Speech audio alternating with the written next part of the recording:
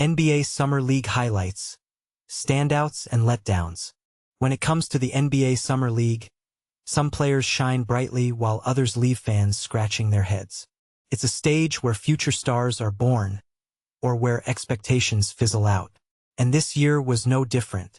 From jaw-dropping performances to underwhelming displays, there's plenty to unpack. But here's the kicker. Not all surprises were created equal. Some prospects exceeded expectations in ways that made everyone take notice, while others fell short despite high hopes. Let's dive into the highlights and lowlights from Las Vegas, starting with one name you might not have expected to see on this list: Baylor Scheierman of the Boston Celtics. While his struggles raise questions about his role moving forward, other young talents stepped up in big ways. So who stood out? And will these performances really translate to regular season success? Young Hansen turned heads as one of the most talked-about rookies representing Portland. The towering 7'1" center arrived with skepticism hanging over him. Would he be ready for the fast pace and physicality of the NBA? Turns out those doubts didn't last long. Young dazzled audiences with his court vision, proving himself as more than just a traditional back-to-the-basket big man. His ability to stretch defenses with consistent three-point shooting and solid free-throw accuracy added another layer to his game. Although the Trailblazers already boast depth at the center position, Young quickly won over fans and coaches alike. Could he become a cornerstone player for the franchise? Time will tell. Meanwhile, Yuki Kawamura brought his electrifying playmaking style to Chicago. Known for leading Japan to an unforgettable victory against France during the Paris Olympics, Kawamura has always been celebrated for his flashy passing. However, his offensive consistency remains a work in progress. Despite scoring challenges, Kawamura demonstrated leadership by controlling games and setting teammates up for success. With rumors swirling about whether he'll secure a standard NBA contract, his performance in Summer League may end up being pivotal. Will teams overlook his flaws because of his undeniable flair? That's the debate brewing among analysts right now. Cooper Flagg, the top overall pick by the Dallas Mavericks, only played 2 games due to cautious management by the team, but oh, what games they were. After a shaky start, Flagg exploded for 31 points in his second appearance, showcasing his versatility as both a scorer and facilitator. What truly impressed observers was how he handled the intense pressure from opposing players eager to test the hype surrounding him. A couple of highlight reel dunks and composed decision-making on the court left little doubt why many consider him the best American prospect since LeBron James. Is Cooper destined to fill Luka Doncic's shoes someday? Fans in Dallas certainly hope so. Over in San Antonio, Dylan Harper quietly made waves with his impressive skill set. Though relatively unknown outside Rutgers circles, Harper displayed exceptional floor awareness, athleticism, and a knack for scoring inside. Even though his stat lines weren't eye-popping, his potential shone through. Spurs fans should keep an eye on this rising star. He could carve out significant playing time early in his career. Charles Bassey also deserves mention after storming onto the scene with the Boston Celtics Summer League squad. The physically imposing big man dominated the paint, showing off strong defensive instincts and effortless scoring around the rim. Bassey used the platform to showcase his abilities, leaving many wondering if he'll earn a guaranteed contract elsewhere. Could Boston bring him back given their current roster needs? It's an interesting possibility worth monitoring. Kyle Filipowski continued turning heads in Utah, building on a solid rookie campaign. Leading Las Vegas in scoring with nearly 30 points per game, Filipowski reaffirmed his status as a cornerstone piece in the Jazz's rebuilding efforts. Meanwhile, Nick Clifford provided Sacramento with a spark, averaging close to 20 points per contest, while shooting lights out from beyond the arc. These contributions give hope to franchises looking to climb back into contention. On the flip side, not every story had a happy ending. Dalton Knecht, once known for his lethal shooting touch, disappointed for the Los Angeles Lakers. Shooting below 25% from deep in Summer League action, Knecht failed to recapture the form that made him a household name last season. Was it rust from limited minutes earlier in his rookie year? Or something deeper? Either way, his struggles underscored how quickly fortunes can change in the NBA. And then there's Baylor Scheierman, whose shooting woes cast doubt on his immediate future with the Celtics. Tasked with stepping into larger roles amid injuries and departures, Scheierman couldn't find his rhythm from beyond the arc. Hitting just 8 of 39 attempts isn't what anyone expected from a player known for his sharpshooting. Are these growing pains, or is there cause for concern? Boston's coaching staff surely has its hands full trying to figure that out. So what do you think? Did any of these performances surprise you? Do you believe the breakout stars will maintain their momentum when the real games begin? Share your thoughts. We'd love to hear them. NBA Las Vegas Summer League. Winners and losers. Hansen Soars. Lakers Knecht struggles. The 2025 NBA Las Vegas Summer League has concluded, and it was an eventful one.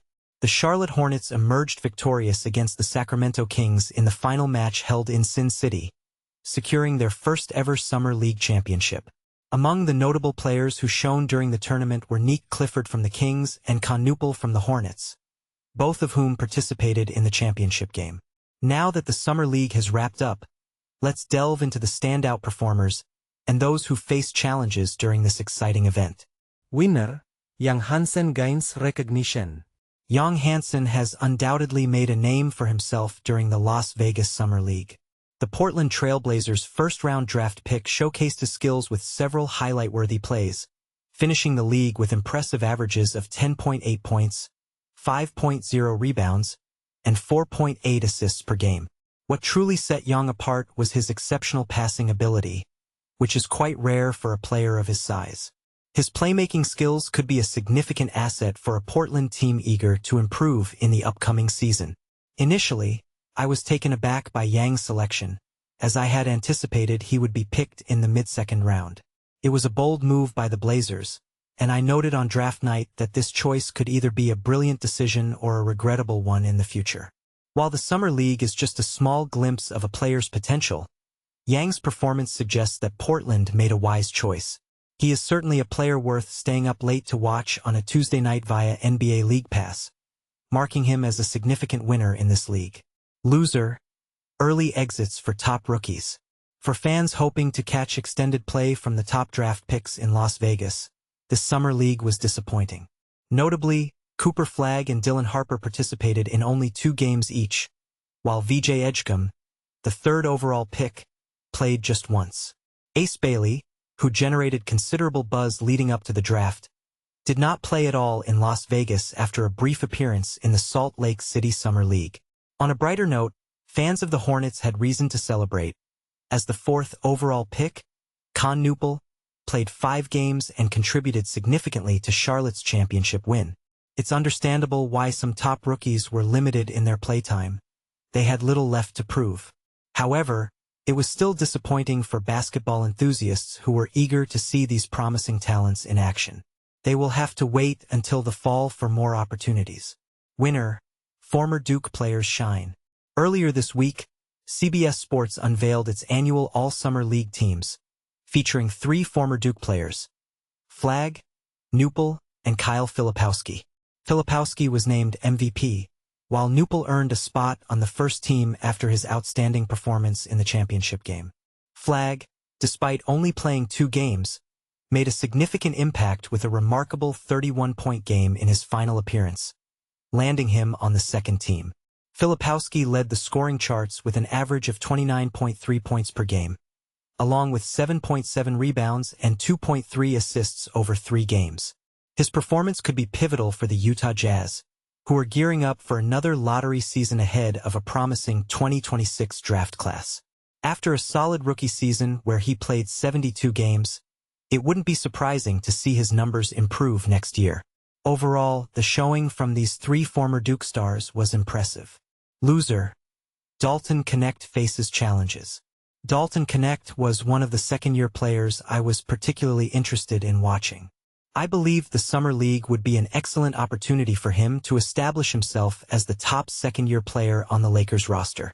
Unfortunately, that was not the case.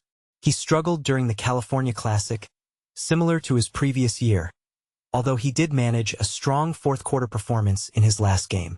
However, in Las Vegas, he averaged only 10.3 points with a disappointing shooting percentage of 27.9%. It was surprising to see Knecht drop to the 17th pick last summer, as many, including myself, expected him to be a lottery selection. He had been one of the standout scorers in college basketball during his single season at Tennessee and had shown flashes of brilliance in the first half of last season. Since a trade that almost sent him to the Hornets fell through, he hasn't quite found his rhythm. His summer league performance raises concerns about his potential for a significant improvement in his second year, especially in a Lakers team filled with veterans. Winner, invest in Ron Holland.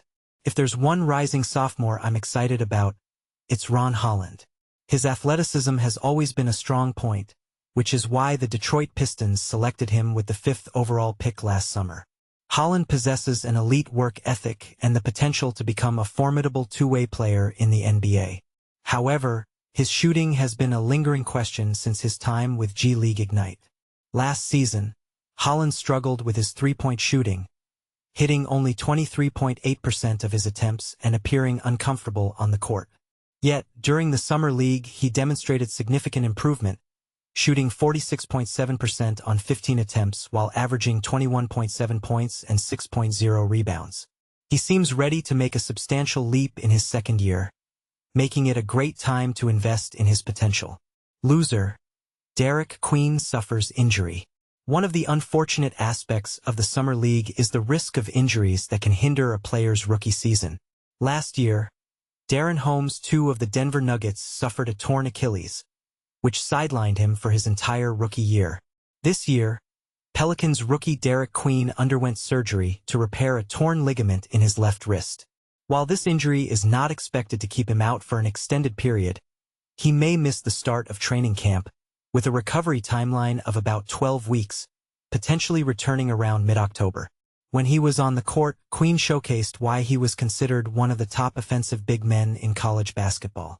He is a forward/center with a scoring-first mentality, capable of putting up impressive numbers. However, he did struggle with turnovers, committing 7 in his debut and 8 against the Trailblazers. While the turnovers themselves are not overly alarming, the manner in which they occurred raises some concerns. Additionally, questions about his defensive capabilities remain valid. Queen is poised to be an exciting player to watch at the next level, but he will likely face some growing pains along the way, especially if he misses part of the preseason. Winner, Nick Clifford emerges as a draft steal. The Sacramento Kings may have pulled off the draft heist of the year by selecting Nick Clifford with the 24th pick. Entering the draft without a first-round pick, the Kings were eager to trade up, and Clifford, who was projected to be a mid-first-round selection, fell to them. Sacramento made a deal with Oklahoma City to secure this versatile guard from Colorado State. Clifford contributed in multiple areas for the Kings, excelling in playmaking, rebounding, scoring, and high-level defense. With a roster that includes several score-first guards like Malik Monk, DeMar DeRozan, and Zach LaVine, Clifford is set to fit seamlessly into the Kings' rotation and make an immediate impact.